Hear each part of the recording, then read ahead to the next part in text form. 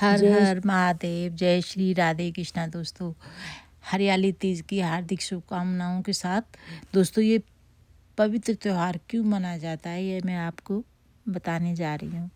उससे पहले हम कोई भी पर्व करें, कोई भी उत्सव मनाएं, कोई भी खुशियाँ मनाएं, लेकिन हमारा मन साफ होना चाहिए। हमें सभी दुखियों का साथ देना चाहिए। किसी के हर दुख के साथ हमें खड़ा होना चाहिए। सुख में तो सभी खड़े हो जाते हैं, लेकिन दुख में जो खड़ा होता है वो हमें भगवान के रूप में ही नज़र आता है। जिसका मन साफ होता है, जिसकी नीयत साफ होती है, जिसके कर्म पवित्र होते हैं, उनको परेशान नहीं किया जा सकता। सत्य पराजित हो सकता है, लेकिन हार नहीं सकता। सत्य की जीत होती है। प्रभु की लाठी में देर है, अंधेर नहीं होती। तो दोस्तों, ये हरियाली तीज का त्यौहार हम खुशी इसलिए मनाते हैं कि इस दिन पार्वती मैया ने 108 बरस तक तपस्या की थी, जिसे भोले बाबा खुश होकर फिर भोले बाबा ने शादी रचाई।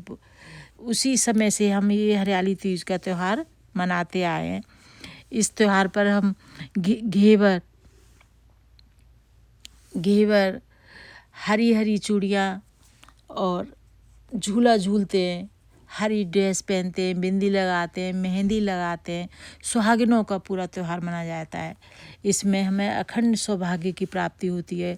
कुंवारी लड़कियां इस व्रत को करने से अच्छे वर को प्राप्त करती हैं और हमारे घर में सुख समृद्धि धन धान्य होता है। और पार्वती मैया आशीर्वाद देकर हमें सुहागिन होने का वरदान देती हैं। तो ये त्यौहार हमें इसलिए मनाते हैं शिवरात्रि का। और कांवड़ का भी इसमें विशेष महत्व है। सबसे पहली कांवड़ पार्वती माँ भोले बाबा को खुश करने के लिए पार्वती माँ लेके आई थी। तो भोले बाबा ने बहुत बहुत खुश होकर इनको आशीर्वाद दिया था। तो सती मैया से जब राम कथा नहीं सुनी थी, इसलिए उन्होंने अपने शरीर को त्याग दिया था अपने पिता के यज्ञ में।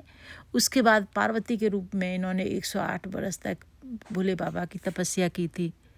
तो तभी से हमें ये शादी की भोले बाबा ने, उसके बाद हमने हरियाली तीज मनाते उसी समय से। तो मैं आपको एक भजन सुना रही हूँ। खड़ी खड़ी वो रमनाए रही शिव को, ओम ओम कह कर रिझाए रही शिव को। खड़ी खड़ी गो रमनाए रही शिव को, ओम ओम कह कर रिझाए रही शिव को। हर हर महादेव।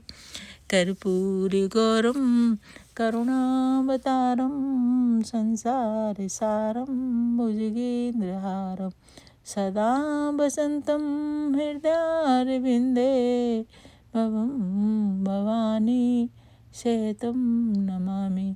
त्वमेव माता च पिता त्वमेव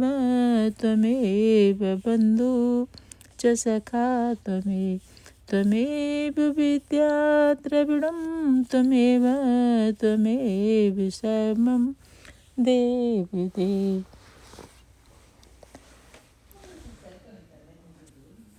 खड़ी हूँ दर पर दर्शन को, चरण भोले के पाने को।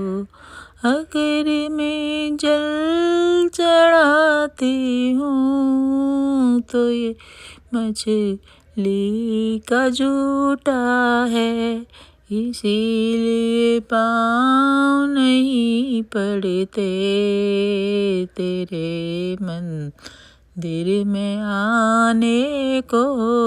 खड़ी हूँ दर पर दर्शन को, चरण शिव जी के पाने को। अगर मैं दूध चढ़ाती हूँ तो ये बछड़े का झूठा है, इसीलिए पाँव नहीं पड़ते तेरे मंदिर में आने को।